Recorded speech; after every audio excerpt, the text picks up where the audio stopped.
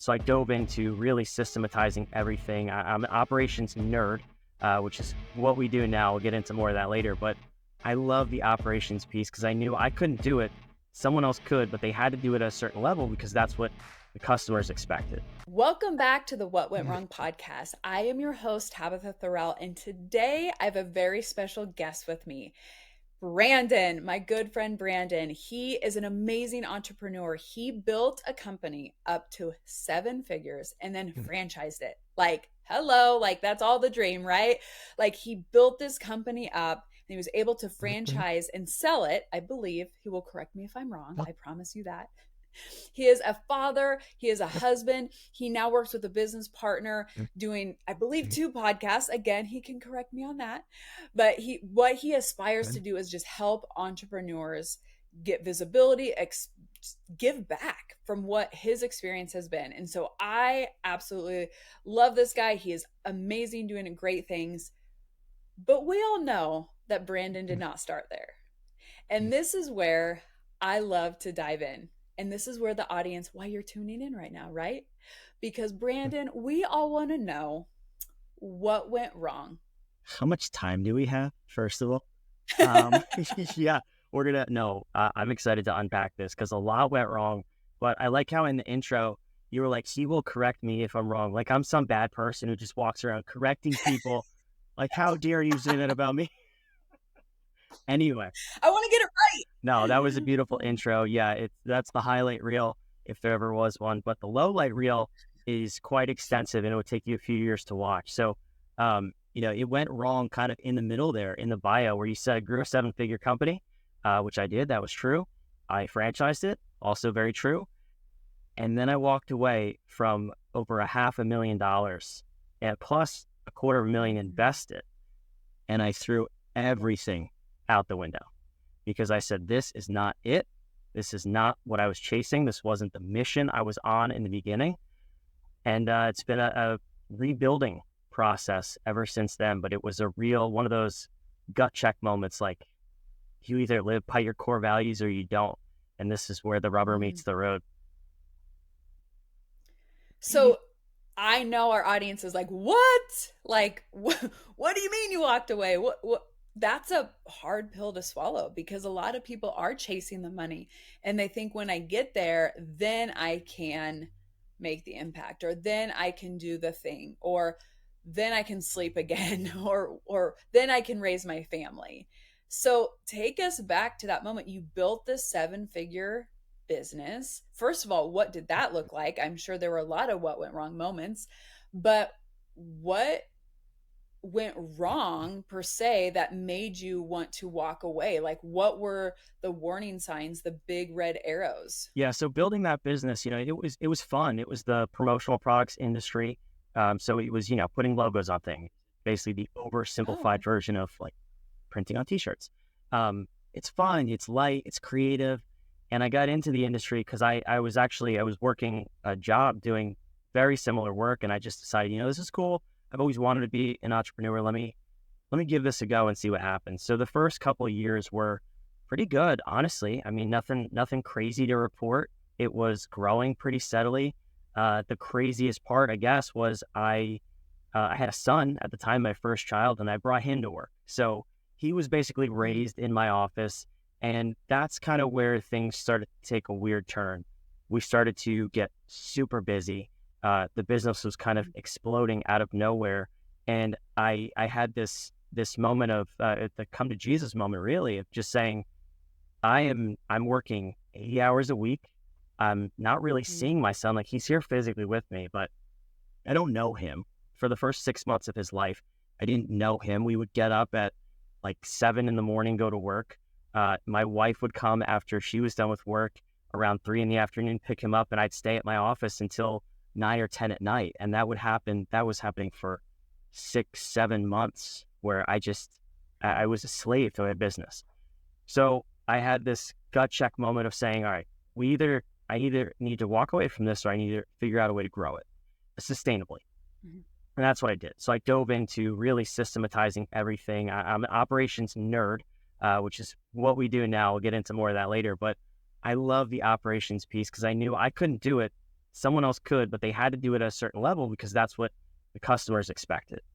So I went Hmm. all in. I scaled the company. I hired a bunch of people, and I did this with the intention of giving this gift of business ownership back to other people, because I didn't want people to feel like I did, not knowing my son, working 80 hours a week. When I made that transition and I started working, 5 to 10 hours a week, being able to take vacations, being able to take a step back, I said, how can I give this to other people? And that industry, if you know anything about it, or if the listener knows anything about it, it is notorious for creating job owners, not business owners or business operators, if you Mm, will. People usually get in this yeah. business, they stay in it for life, and they work until they die, like because of what they're doing, or just until Right. they die. So I had this dream of creating a franchise, and that's kind of the path that I began to go down, which is a totally different story of why I walked away from it. Um, but that I knew was the defining moment, was looking at my son in the face and saying, "You look a lot like me, but I don't know you." And it was gut wrenching when I realized that. So you have this gut wrench moment. You go down the Yeah. franchise path. What was the turn that kind of made everything, that you had your like, this isn't what I thought it was. This is not who I am.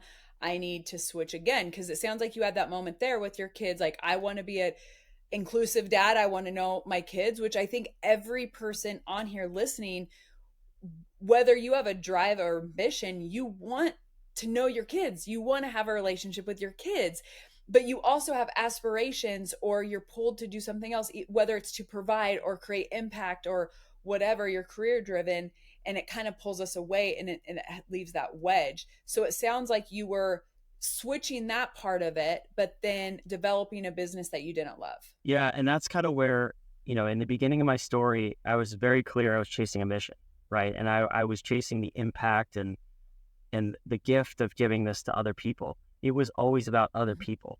And yes, still providing for my family, and knowing my family was obviously an important piece. That's how I was able to, scale back. It was for them. It was for my family. Yep.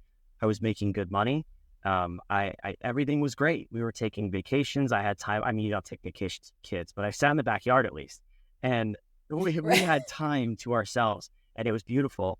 Um, and then when I had this vision of giving it to other people, I thought, also fantastic, like building a franchise.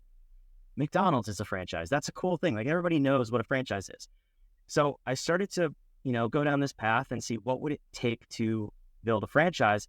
And it was at this time in my life where I walked off the path, if you will, and I started to chase money over impact. And that for me was just the beginning of the end, if you will.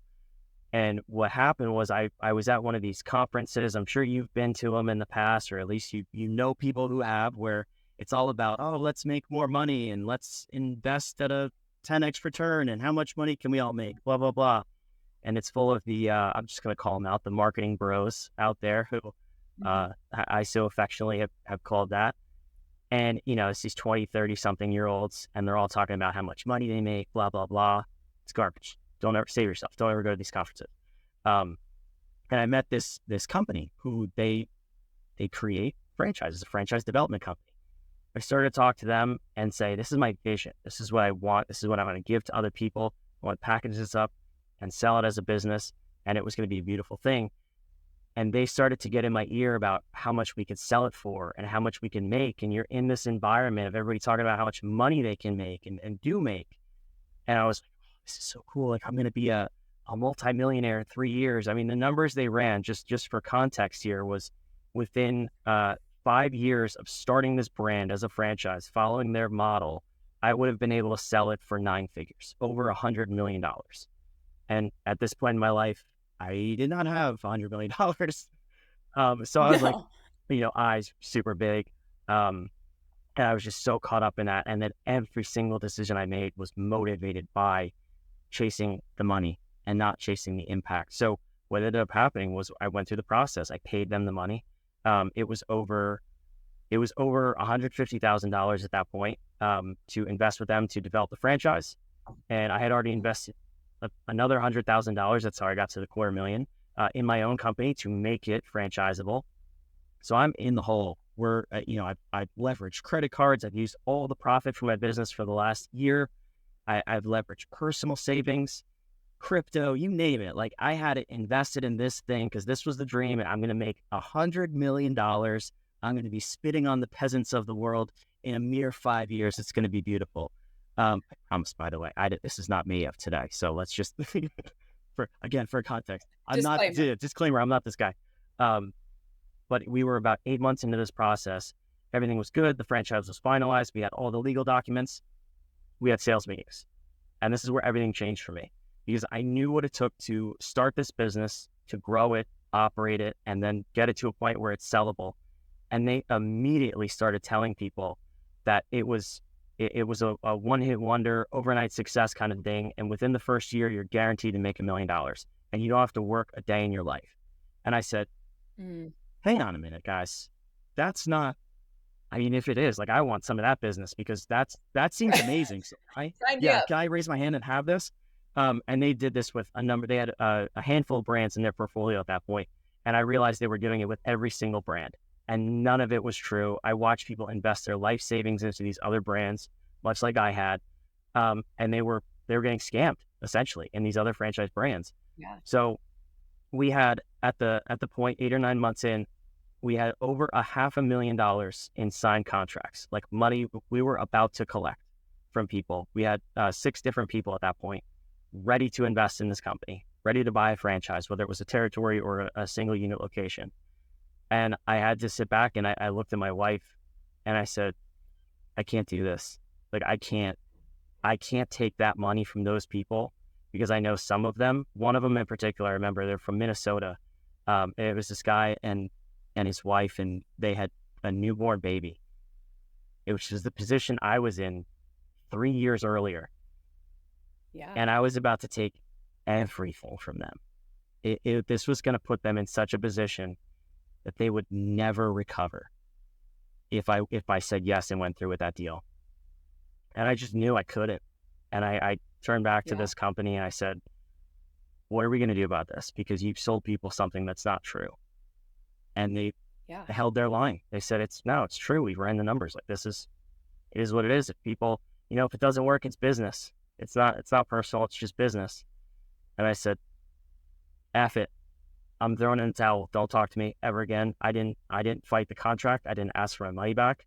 We canceled all 6 of those contracts on the spot. And I walked away from the franchise. And I knew that I put myself in the very position I was about to put 6 other people, but it was because I chased money and not impact. So I still had my business, but the franchise itself, I just closed the doors on the spot. So I'm curious, those contracts that you had to cancel, were the people like, hey, wait, but what? I want this, because, like, if they were, like, all in and, like, wanting the dream, I mean, did you just kind of, like, shut off contact with them, or were you like, no, you guys were sold something that is not true? Yeah, I had a lot of hard conversations. I had to say, because I still didn't want them to get hurt, because what they were really sold on was the model of franchising more so than my particular brand. So I told them, I mean, they loved our model, and quite frankly, it was a very good model that we had set up. But I had to tell them, like, this is not, I can't guarantee the things that you signed a contract guaranteeing. So that's first and foremost. Second of all, this company is telling you a lot of things about franchising that just are not true. And they can't hold up to no brand. McDonald's, who I said earlier, doesn't promise those kind of returns to their investors, and they've been around for 60 years. So you need to be very careful with this. I'm stepping away from franchising. I'm closing this company. I don't want any hard feelings between us. It's just, I'm not going to take your money. And I really advise, if you're into franchising, you look into a better brand to invest in, a better parent company to invest in, and pursue that route. But yeah, those were not fun conversations. Okay, so I just have to ask you this because I am a wife. I can't imagine. Okay, those conversations were hard. Don't ask me about that conversation.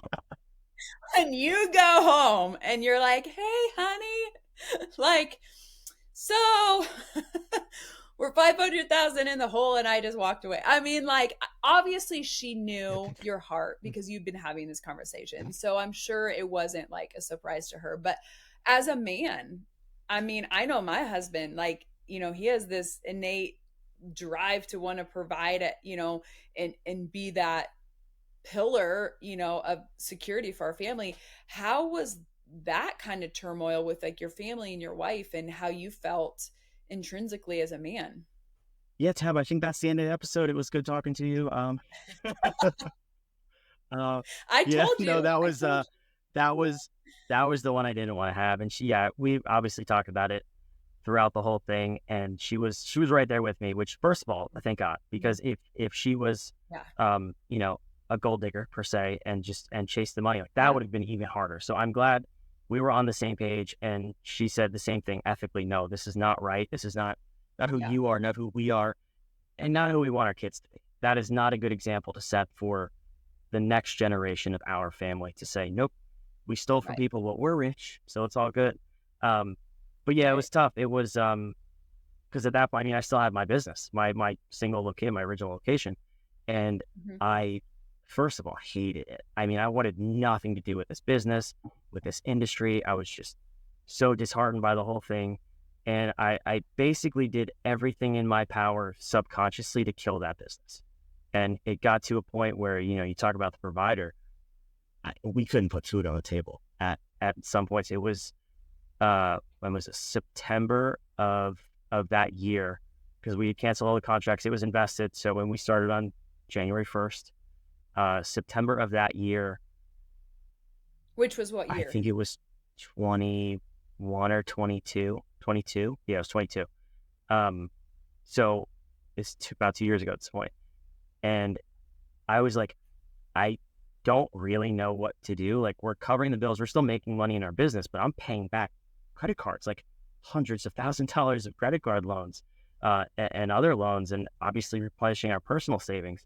So I would not eat for a long period of time. Like, my kids never suffered, and my wife never suffered. Um, we obviously cut back on the fun things in life, but there would be, Right. a day and a half, 2 days in a row where I literally wouldn't put food in my mouth, because I was like, if I spend money on myself, I would just feel so guilty. If that was Mm. food, uh, fun, pleasure, gas in my tank, like whatever it was, I just felt so guilty because I knew that had I not gone through with this, we would have had $250,000 plus in our bank account. This wouldn't be a conversation. We can go on a nice vacation somewhere, whatever it was. I could eat Yeah. steaks every night of the week if I wanted to, but it absolutely ripped my heart out that I did that to my family. And the thought of putting anything in my mouth was almost like it just destroyed me, because I thought of it as taking food potentially out of my kid's mouth. So it was, what went wrong? A lot went wrong. And that was really the low point, though, of where I said, obviously I have to fix this. I don't know exactly what that path is at this point, but that Right. was the rock bottom for me of saying, we can't continue like this. I learned my lesson. You don't chase the money, at least for me personally. But where do we go from here? So that was kind of the gut check moment again of saying, I don't think it can get any worse, but it's got to go somewhere. Right. It's like you can't chase the money, but at the same time, money's like oxygen. Like you need it to live. You need it to make impact. I mean, unfortunately, like we live in a world where it's like even doing a podcast costs money. It's like if you want to give back, it's like you have that certain level. But I mean, I'm like with you, you can't do it morally and ethically wrong. I mean, even when I'm doing different programs and courses, I mean, to all my entrepreneurs out there, how many ideas do you have in your head and you don't ever execute them? And one of the reasons why I don't execute them is because if I don't feel like that client or that person is going to get a 10x result on it, I don't care if it's $7. I don't care if it's 7,000, 70,000, whatever. Like if they're not going to get that reward from that, it's not worth it. So I mean, I definitely commend you on that. You're at this low point What pulled you out? Because for a lot of people, they would have just went and got a job, or, I don't know, like ran. Some guys would have just ran, to be honest, and like hide, shame, whatever, leave their family because they can't do it. So what got you out of this? Because this is fresh. I mean, this is within a couple of years. So I mean, what got you out of that, and then where are you today? Yeah, so coming out of that was tough. It took a few months in that industry. The busiest time of year is Q4, really starting in August or September. So it didn't take long to see an influx of cash. And it didn't happen by accident. I mean, we set our business up for that all year long. Mm-hmm. I had a great team at the time, and they kind of covered my butt in my absence, in my trying to kill the business. But so we got through the end of the year and things kept going well, which was actually unusual. Usually after that busy fourth quarter, January, February is kind of a real low point. And they kept going well. So I started to get re-energized. And what I really ended up doing was revisiting the core of the business. I was like, I hate this thing, but I started for a reason. So let me try to uncover that, dust that book off, if you will, Yeah. and see what got us here in the first place. And I connected back with what we call now at Whadif, my new company, your navigation. It's your mission, your vision, and your core values. And that's kind of, if you picture that as the map, that's how you figure out where you're going. So I said, okay, that's what got me to this point. That's what's going to get us to continue to move forward. And I just said, we're doing this for the customers. We're doing this to make a difference in the industry, in a marketplace.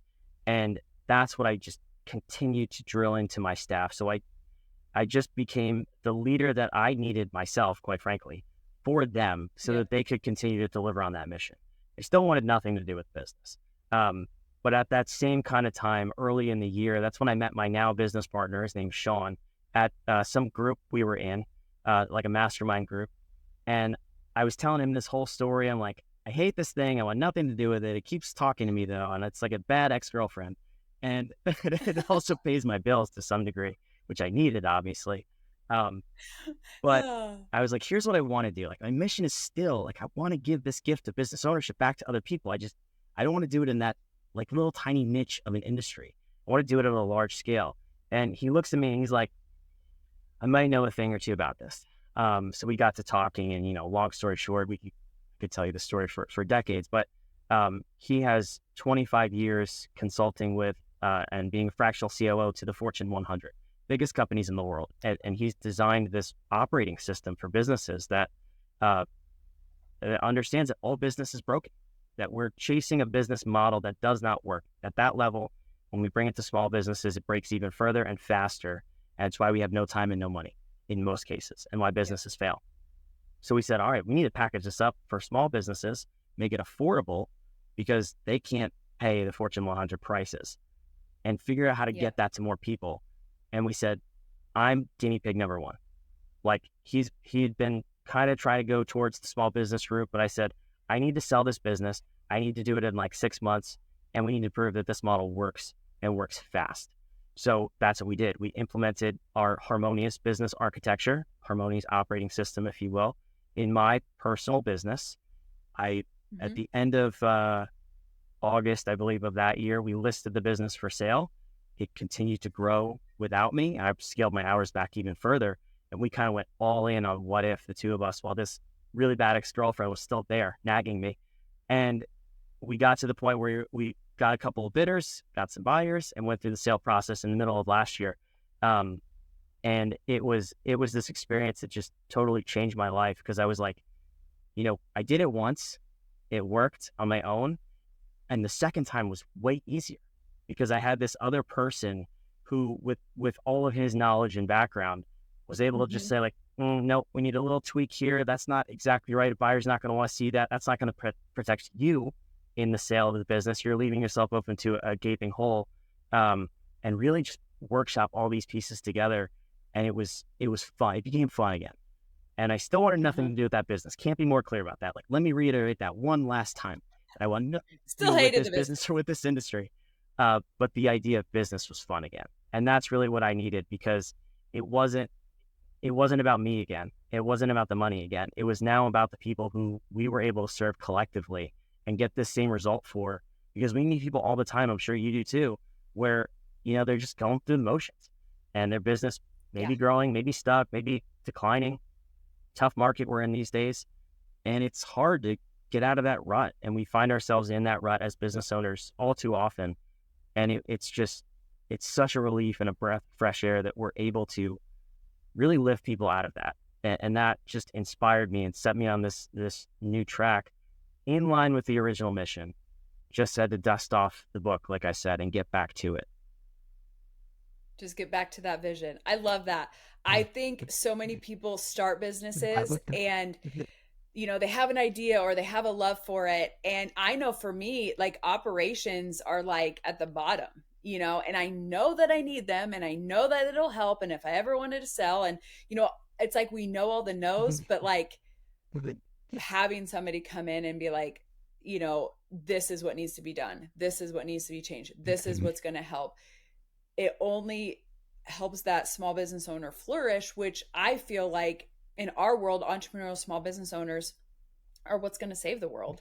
And when you can give them a tool that's going to help their bottom line, help them have more time with their families, help them have more income so they can invest in the things that are important to them. I mean, that's amazing. So I absolutely love that. I'm so glad that you found your passion and what you're doing. So how can they find you? What are you doing now? We'll have all the links and stuff in the description, but if there's anything you want to share with your business partner or what you're doing now. Yeah, I'll give you this. If that strikes you as something that might be interesting, if you find yourself in that rut, or you just want to see maybe, I don't know, is there a next level to this business that I never thought about? Mm-hmm. We want to get people out of the center of running their business so that they have the gift of business ownership, like I said before. So if any of that is what you desire in your business, you want your time back, you want some more financial freedom so you can invest with Tab in real estate and she can teach you how to do that. Then what I would give to you is go to whatif.com/clarity. We'll put that down below in the show notes. It's going to give you, it's a 3-part series. If you're listening to this, if you're watching this, you love podcasts, it's a 3-part mini series, absolutely free, where we're going to walk you through our 90-day process, if you will, on how we do this, how we execute this with our clients. And it comes with an assessment so you get instant clarity into your business. You don't need to talk to us ever. It costs nothing. But what we always say is if we can provide you clarity and confidence to run your business at no cost, then we know you will come join us for the community. And that's what we really are building here at What If, is the community of other entrepreneurs and business owners who are winning together and taking that next step together so we can all win and build our businesses at the same time. Oh, I love that. And we will have everything in the show notes. Thank you so much, Brandon, for being an open book and being vulnerable. I know some of those topics aren't always what we long to share with everybody, but I know that it's going to serve our audience in such a glorious way. And if you are somebody that you are in the what went wrong right now, I highly encourage you, keep going, have that perseverance, because in the what went wrong is the what went right. So until next time, thanks for listening, guys.